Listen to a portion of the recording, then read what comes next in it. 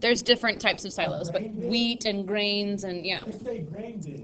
Well, they're not all grain bins. Like some of them are silos for ethanol gas, and there's lots of different silos for different things. Okay, so lots of real life examples of cylinders. Okay, give me your attention again. Give me your attention again. But the bases are circles, not ovals. Perfect circles. Okay. Like a prism, the altitude is perpendicular distance between the bases. And so a right cylinder happens when the segment joining the centers is perpendicular. Now, every single example you just named is a right cylinder. Not very often in real life do you see oblique cylinders, but I'm sure they're used somewhere. So fourth hour kind of said, why do they even bother like giving us two different examples? Did you guys ever see the movie Hidden Figures? No, I wanted to. So I watched it this weekend. If you haven't seen it, phenomenal. So it's really interesting because it's all about like the NASA space launch, like when they sent John Glenn around the world and the other guy who went first, I forget his name. So anyway, but the whole movie is about these three African American women that, because at the time, African Americans didn't have full rights and women certainly didn't have full rights yet. They were all mathematicians, and so one of them was an analytical geometry mathematician who basically helped figure out John Glenn's launch and landing coordinates because of analytical geometry. It's a really cool thing. So I decided fourth hour that I'm sure somewhere there is some kind of oblique cylinder that's important as far as like science and the higher up stuff. But for our cases, like day to day, we only deal with right cylinders. Every example you named is a right cylinder. Also, see the movie, it's really good. The lateral area of a cylinder is everything around the side. So like prisms, we talked about everything around the side.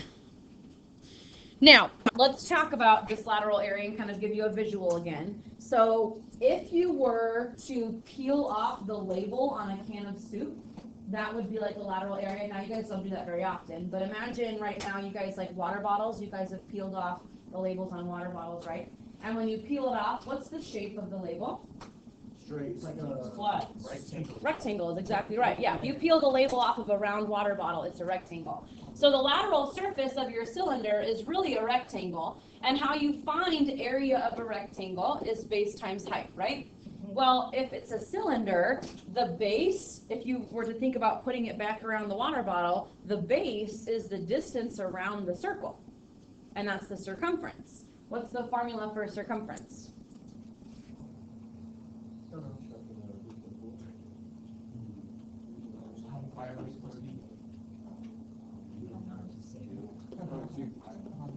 Okay, so it'd be circumference. Stop talking, Andrew. It'd be circumference times the height because the circumference is really the base. So your lateral area would be your 2 pi r, the circumference, times the height, because when you peel off the label, it's really a rectangle. So then your full surface area, if you imagine this, you have the lateral area, which is this, and then you have two circular bases. Area of a circle is pi r squared, and there's two of them on the outsides. So our full surface area here would be two of those bases, so 2 of the pi r squareds, plus the lateral surface, which is a rectangle. Base times height is 2 pi r times height. So it looks like a complicated formula, but if you think about it, it makes sense. 2 of the circles, 2 of the bases, pi r squareds, and then the base times height of the rectangle, circumference times height. And so this one's a little bit easier than prisms, a lot easier than prisms, because you don't have to think about like what's the shape of the base and what's the capital B and the P. You just need a radius, you need a height, and that's it. So R is your radius and H is your height. And they have to give you those two things. You wouldn't have a problem where they don't give you one of those. They might give you the diameter, but they have to give you one of those, or both of those. Okay, volume. Remember, volume of a prism was the area of the base times the height. Well, for cylinders, the bases are always circles. So instead of having to think about what shape is the base and try and calculate your capital B through one of those formulas, your base is going to be a circle. So your volume formula is the same as a prism, actually, but the base is always a circle, so we can just jump straight to pi r squared times the height. So you're taking the full area of the circle and then engulfing all of the cylinder up the height. So the area and then all the way times up the height would get you your volume. Where again, R stands for radius and H stands for height. Okay, do we have those two formulas written down on our sheet? I've given you both of them. Pretty straightforward. Once you have your radius and your height, it's just plug and chug from there. So for this one, I know it seems kind of silly. Well, let me get the formulas written down first. Surface area is 2 pi r squared plus 2 pi r h. You will not have to memorize a single formula. Don't worry about that. You just have to know how to apply it. Volume is pi r squared h. So you need your R and your H. I know it seems kind of silly, but it's important that we know the difference. So who can raise their hand and tell me which number up there is your, I haven't even asked yet. Which number up there is 3/4 of the circumference? Nothing. Which number is up there is the radius? 9. Okay. That happened 4th hour too. I was like, which? And he just went like this. And I was like, I haven't even said anything yet.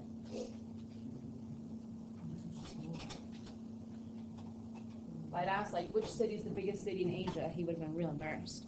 All right, H, the height is 6. And then from there, we just plug them in and simplify. So surface area, let's do surface area first. 2 pi r squared plus 2 pi r h. 2 pi r is 9, so 9 squared, plus 2 pi r h. Now, I saw this a lot on the first test you guys took. You have to square first. You cannot take 2 times pi times 9 and then square it, because you're going to get way too big of a number. And I'm going to show you first how to simplify it with pi in there, so leave it exact, and then we can type it into decimal. So first thing I'm going to do is just square the 9, which is what? 81. Okay, I'm going to leave this exact, though. So before you start typing in and getting decimals, let's go ahead and leave exact. So when I do this, I'm going to solve everything like normal, but I'm going to treat pi kind of like a variable. It's not a variable, it's a number, but I'm going to treat it like a variable for the time being. So I'm going to simplify. What's 2 times 81? Okay, so that would be 162 pi plus 2 times 9 times 6 is what? 108 pi. And pi is not a variable, but I can add like terms kind of like a variable. So 162 pi plus 108 pi. What's 162 plus 108? Andrew, or Toy, that was ridiculously inappropriate. Okay. 162 plus 108 is what? 270 pi. Now, you can leave your answer like that, or you can type it in and get a decimal. I don't really care which way you write it. But let's type in 270 pi, or 270 times pi. Everyone type it in, make sure you're getting the correct decimal. 270. Okay, and I'm getting 848.23. And this is area, so it's feet squared. Now, if you absolutely 100% cannot leave it in terms of pi, then you could probably back here, type it in, get some decimals, and then add your decimals together, and that's probably okay. Your answer will not be as exact as mine. So then volume real quick before lunch is pi r squared h, so just a different formula. R is still 9, so pi times 9 squared times 6. 9 squared is 81. What's 81 times 6? 486. What is it? 486. 486. So we can leave it as 486 pi, or what's 486 times pi? Besides Avery. 486 times pi. Adrian? I can't hear you. Can you speak louder? 1,526.8. Okay. Now, volume is units cubed. Okay, so a little bit easier than prisms, hopefully, for you. Okay, head to lunch, be back at 1 o'clock. 1. On the dot. Tyler, what time did I say? 1. Disrespectful, shocker. 5:45. Disrespect, Tyler. Oh, toy, don't even. Okay, what I'd like you to do at this point is I would like you to try the second one on your own. So let's go ahead and get our R and our H set up. So letter B, who can raise their hand and tell me what the radius will be for letter B. Brooke? You say again? Right, 16 is the diameter, so your radius would be half of that and would be 8. So your radius is 8, and your height is also 8. And then I want you to solve for the surface area and volume. So go ahead and do that one on your own, please.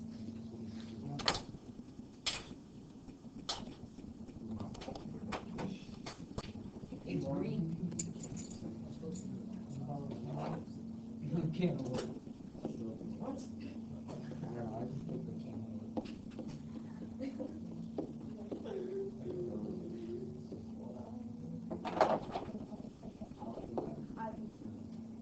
Don't you like cantaloupe? It's spelled dope. Okay, so this is how it should have been set up. And then first thing you should be doing is squaring that 8.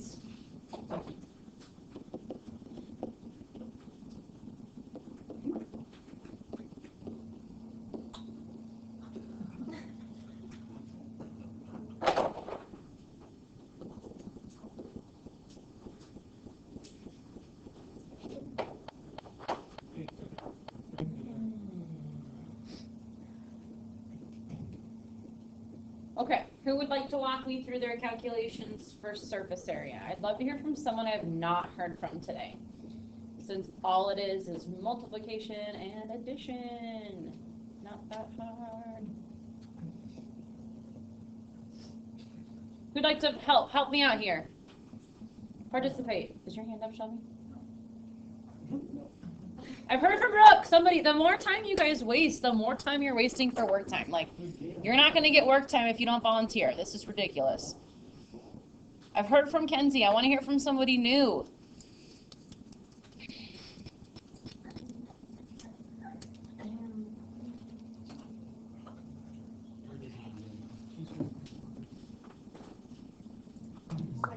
Shelby? I did 2 times 64, which is 128, and then 2 times 8 times 8, which is 128. And then I add those 2 together.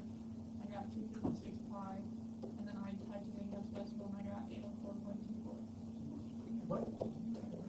And she survived telling the class. Wow, you're supposed to be a teacher. That's your fault. What'd you say? What? She's supposed to be a teacher. Who's supposed to be a teacher? Whoever just did that problem. Shelby? Yeah. That's her call. Okay, so 256 pi is how you would leave it exact, and then she typed it in times pi and got 804.24. I genuinely don't know the decimal, so make sure that's correct. Hey, when you get to that very, very last step, you could just change it like that. This? No, the green. The very last step. Like This? that. You can read it like that? No, you at least need to multiply 64 times 8. Oh, okay. What's 64 times 8? 5 what? 12? Okay, so you can leave it as 512 pi, Toy Miller. You can leave it as 512 pi, or who typed it in and got a decimal? Nick, what'd you get? 1,608 Miles cubed. Yep. Yeah, I don't really care how many decimals you use, just at least don't round it to a whole number unless it's like 0.99, and then would round to a whole number. Okay, questions on surface area or volume of a cylinder? Fairly straightforward, right? You just need the radius and the height, and then you're good to go. A lot easier than prisms, I think. Okay, so the last little bit that we're going to cover here before work time is similar solids. So we had an entire chapter dedicated to similar polygons, which were two-dimensional, and we talked about something called scale factor, and scale factor was like the comparison of the two shapes. So it might have had a scale factor of 1/2 or a scale factor of 3/4 or so on and so forth. And so one of the questions on your test that chapter was find the scale factor, and it was, let's just say 2/3, okay? Had a 2 to 3 ratio. One shape was 2/3 the size of the other. Then we talked about the ratio of the areas. Does anybody remember what we did to this fraction to get the ratio of the areas?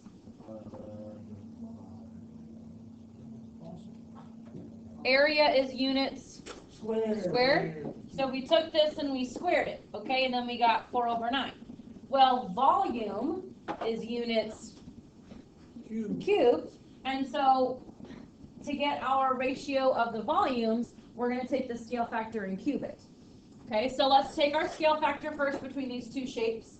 Scale factor would be these two numbers written as a fraction.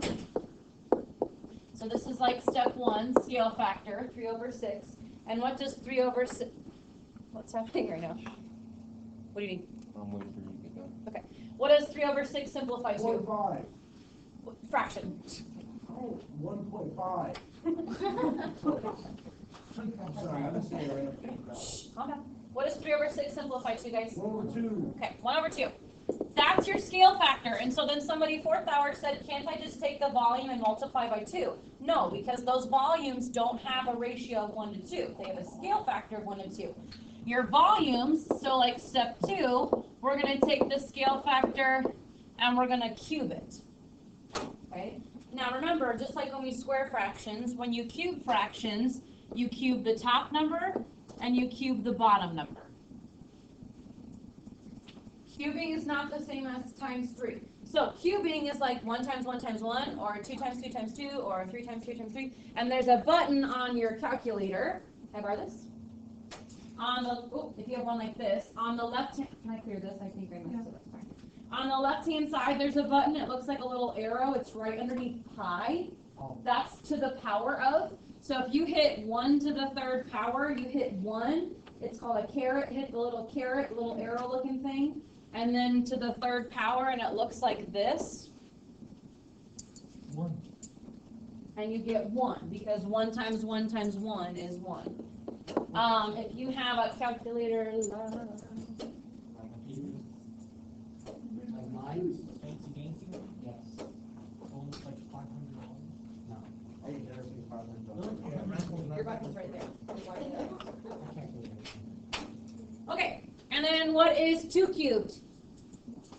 2 squared? 8, not 6. That would be 2 times 3. Okay, this is your ratio of your volumes, 1 to 8. So the bigger silo-looking thing has a volume that's 8 times as big as the smaller one. So when you set up your proportion here, you're not going to use 1/2, you're going to use 1/8.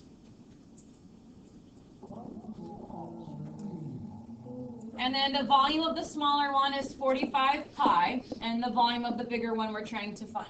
I did 3. Oh, that's step 2? Yeah, because you cube the fraction. Oh. Alright. And then cross multiply. So x times 1 is x. Now, since they put the first volume as exact with a pi in it, we're going to leave the second volume as exact too.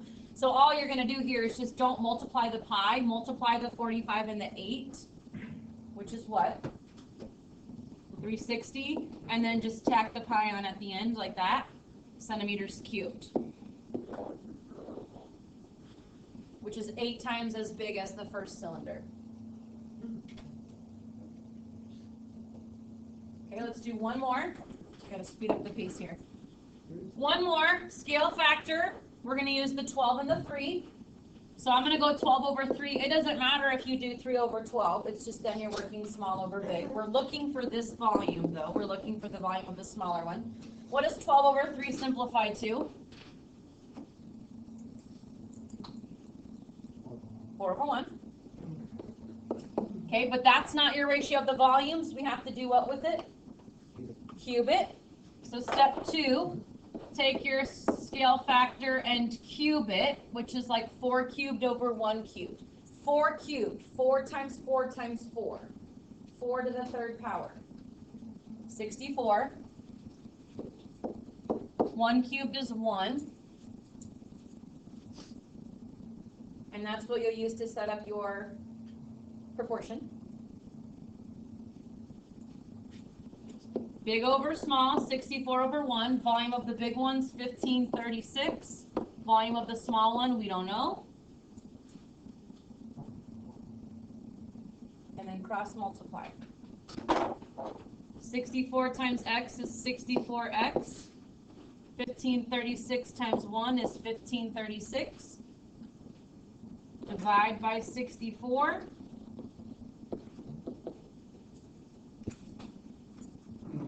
Enter. 24 meters cubed.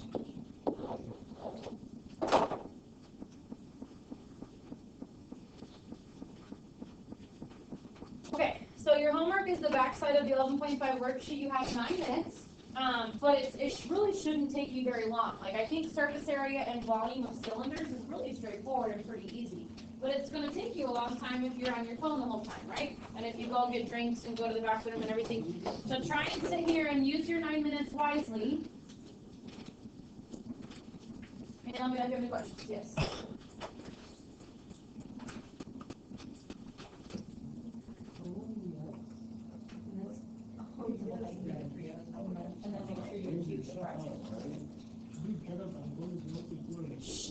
Stop.